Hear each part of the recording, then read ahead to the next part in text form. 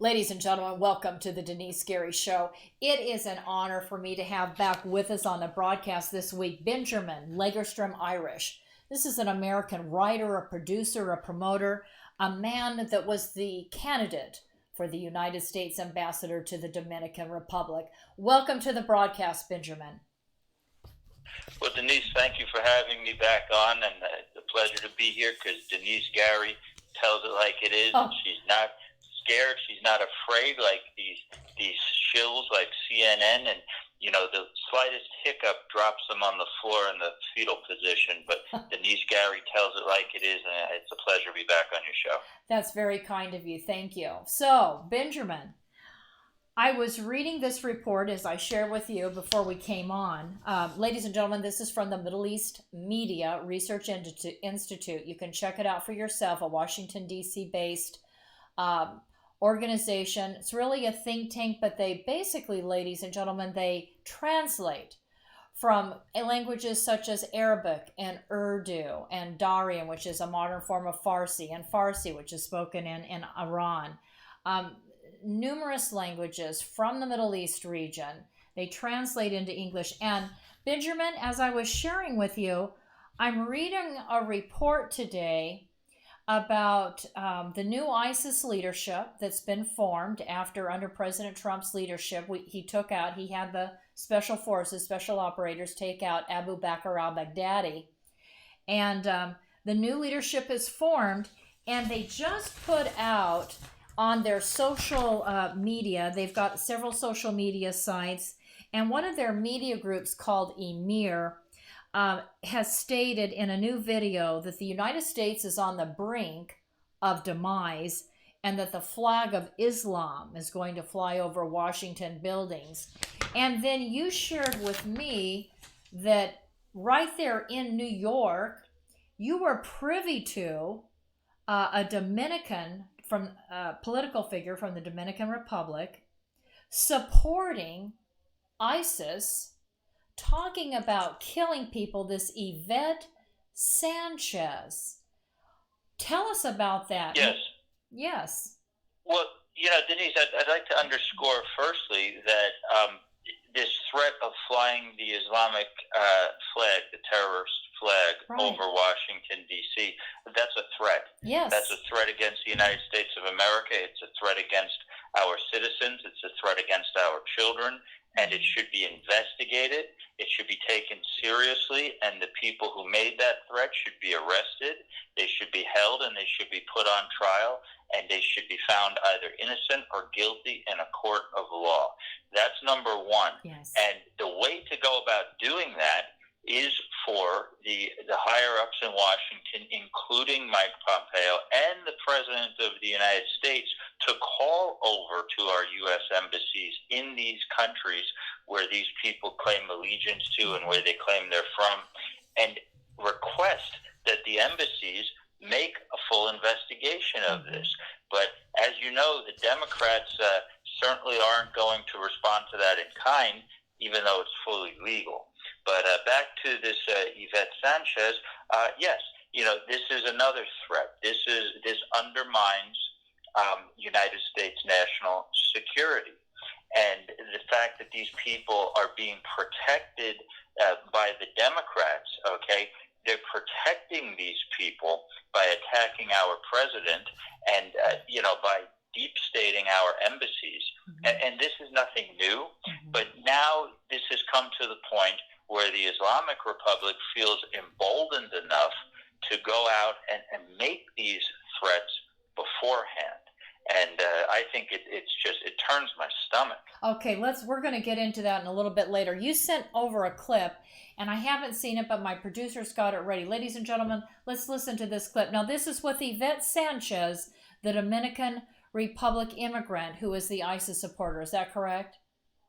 Yes, it's Okay. in Spanish, and what she's saying is she's going to, I believe, shoot a person she has an argument with in New York politically in the head, and she's going to do it in the name of Islam. Okay. Acércate aquí para que pruebe. Nada más para darte una sola vuelta. Así que conmigo no. A los perros hay que quitarlos del camino de vez en cuando. Así que, ¿cuál es tu problema? Acuérdate que para la única cosa que yo te puedo servir es para meterte un tiro en la sien. Y esta que está aquí te lo mete en nombre del Padre, del Hijo y del Espíritu Santo. Inshallah. A mí no me pesa. Así que tranquilo, mi pana, que yo sé dónde pongo el ojo y dónde pongo la bala. Ladies and gentlemen, okay, so I thought the point that Benjamin made just prior to this clip was really important in talking about how Democrats are involved with using countries with respect to ambassadors, which brings us to the impeachment process in the House today. And Benjamin, I in thinking about today's broadcast, I have to imagine that most Americans are unaware of the deep corruption in Ukraine. The fact that even today that there are pro-Nazi militias that run around in the streets and they're still killing individuals that they consider to be their enemy. They've got communist sympathizers who are really supporting Russia and may in effect be agents for Russia there in the Ukraine. And it seems as though the Democrats have played ball. I mean, literally played ball with these individuals that are involved in corruption in the Ukraine.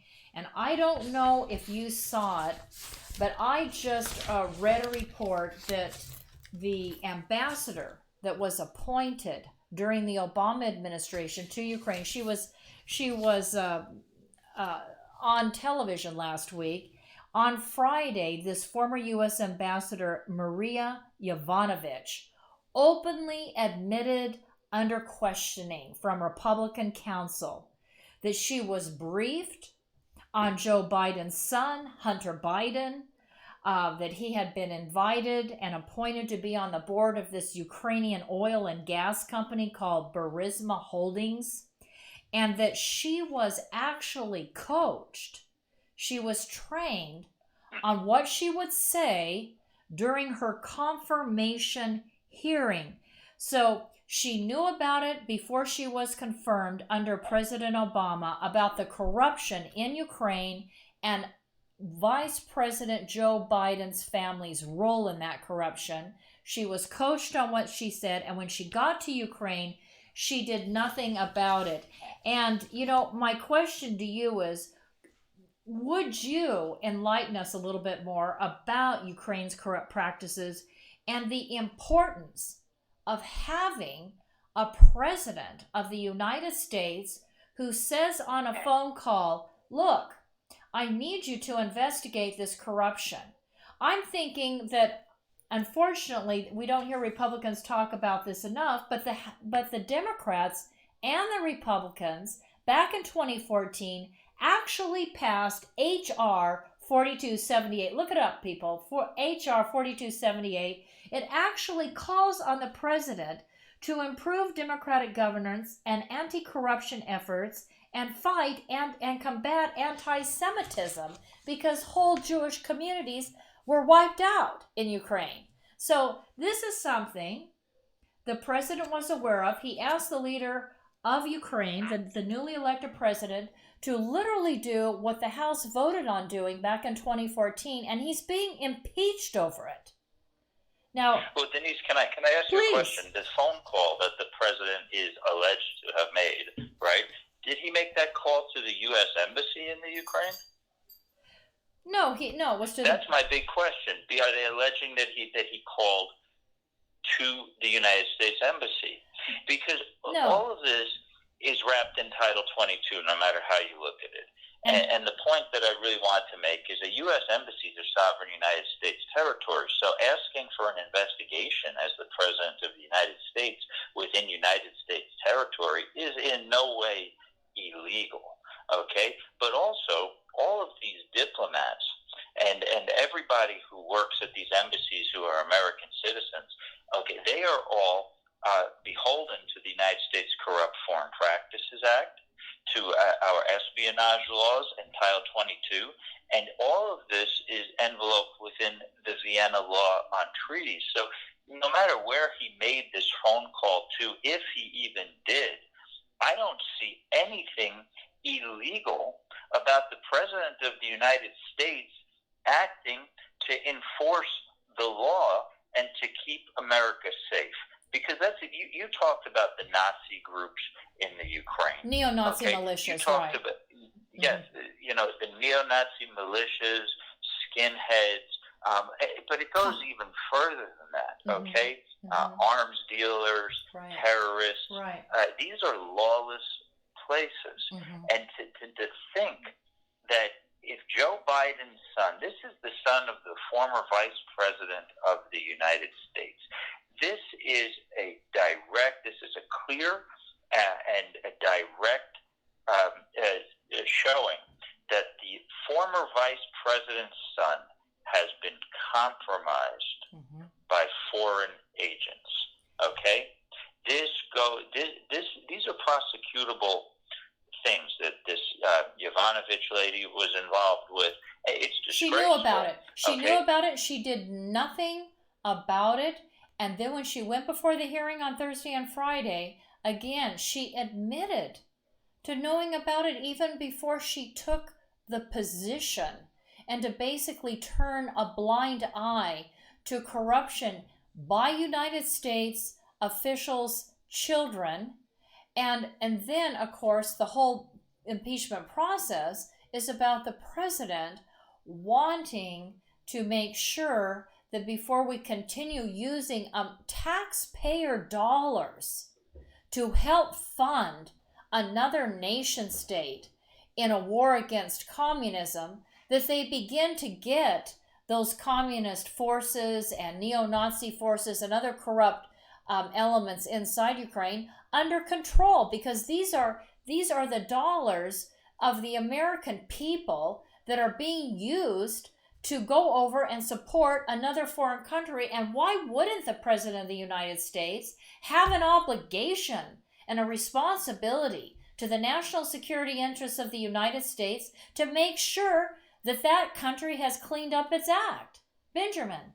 Well, the way I see it, the president, if he did do this, was doing his job anyway. Absolutely. And he was representing the national security interests of the American people. And I think he should be applauded for doing that, because you have to remember something, that all of this corruption in these foreign countries, in places like Haiti and the Dominican Republic, and all of this has been milk-fed by the Democrats, working with Islamic terror groups, communists. They have a strange fascination with Fidel Castro and Che Guevara and Hugo Chavez. These people are murderers.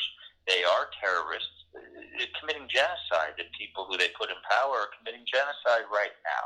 And, it's sick. But the president has been the first president in the last, 8 years to actively go after corruption in these lawless countries, and that keeps us safe as Americans. So the Democrats, with this fake impeachment, proposition and all of this, because they will never succeed in impeaching him anyway, because it has to go through the Senate after the fact, and I'm sure you're aware of that. Right, yes, of course. With this is all a professional litigation obfuscation. This is what they trade in. And, I really think that it just goes to show that all they want to do is to get into these very negative, unplanned, go nowhere sort of scams, because that's what this is.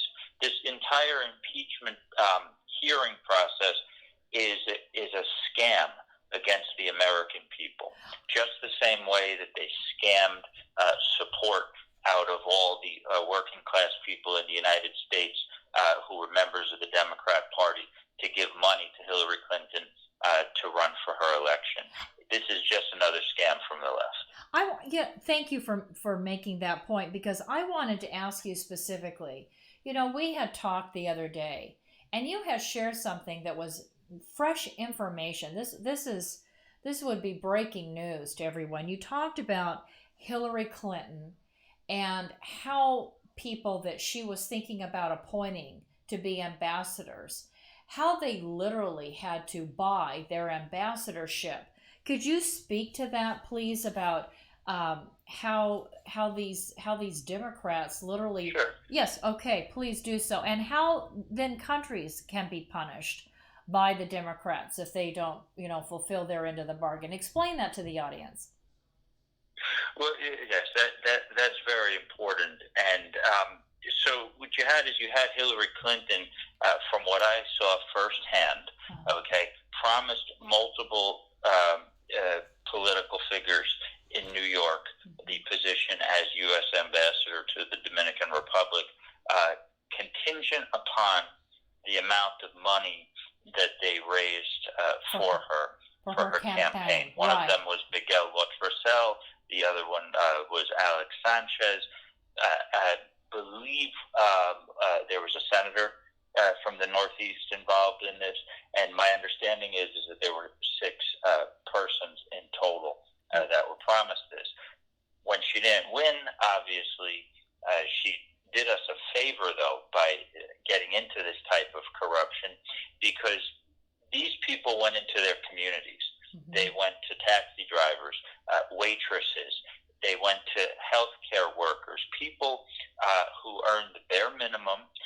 Sometimes they're working 2 or 3 jobs just to make the ends meet. Mm-hmm. They said, well, we know that it's really hard for you to pay your rent, and we know that it's really hard for you to put food on the table, and that it's really hard for you to pay your credit card bills, but maybe you could just skip it this month, because we need this support for Hillary Clinton. Hillary Clinton needs $500. She needs $1,000 from you, and if I raise that for you, I'm going to be the ambassador, or I'm going to be appointed to a nomination for the Supreme Court, and you're going to have more welfare. Hillary's promised it. You're going to have, more food subsidized stamps. housing. Right. Exactly. Mm-hmm. And, these people were burned.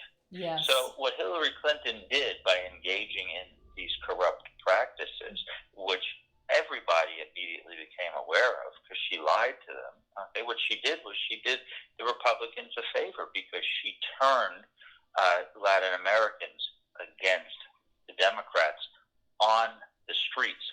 And that's very important. Very important. important To remember. Very important.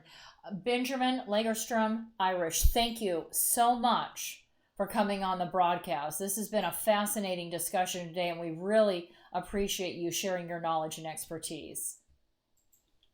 Well, thank you for having me, Denise. I'd love to come back on again. Let's have you on. Hopefully we can have you back on next week. I can't wait to talk about and consider what we want to do next week. It'll be great. Thank you, Benjamin. I appreciate it. Thank you for what you're doing for our country, Denise. Thank you, sir, and for what you're doing as well. Thank you. Have a good day. God bless you. Thank you. Ladies and gentlemen, let's talk about Anatase Products. So Anatase Products is located in the hub of the aerospace industry here in Kern County. It's there. They have offices there in Tehachapi, as well as a plant where they can manufacture all of the parts and hardware that you need for anything that flies, satellites, as well as tanks and other military kinds of equipment. I'd like you to contact them, Anatase Products, and their number is, I have it right here, 661 area code 822-6873, 661-822-6873. Give Scott Baker, the owner, a former Marine Corps officer, a call, and let's support our veterans businesses, and Anatase Products. And they can handle, by the way, all of your top secret programs as well. Let's go to Frugati's. Thank you. I want to tell you about a place I love to go, Frugati's Italian Restaurant. Very few locations Here provide seating outside in front of a fabulous water fountain with an atmosphere that is reminiscent to me of eating outdoors in Venice. This is real Italian food by real Italians. And what makes it even more so is owner Ralph Frugaletti, who nearly a quarter century ago brought a wood fire oven from Milan, Italy to make, like his mother, fresh homemade bread and pizzas. Moreover, Frugatti's restaurant offers you not only the very best in Southern Italian cooking, even importing the finest ingredients for authentic Italian food, including a fitness menu. After all, Ralph has represented the United States and Italy, competing in the Master Championship Games. He knows all the right food for good fitness, so check out the menu. After today's broadcast, run over to Frugatti's Italian Restaurant and Catering at 600 Coffee Road here in Bakersfield. And after a Friday, Saturday, or Sunday service, stop into Frugatti's for a great lunch. I'll see you there, and tell Mr. Ralph Frugaletti that Denice sent you. Salute. Bon appetito. Ladies and gentlemen, thank you for listening to the Denice Gary Show, and we need your support to stay live and on the air 5 days a week, and I hope you will make a tax-deductible contribution to the Middle East Initiative, my 501c3 educational foundation. It's called the Middle East Initiative. You can send your tax-deductible support to Post Office Box 82162, Bakersfield, California 93380. P.O. Box 82162, Bakersfield, California 93380.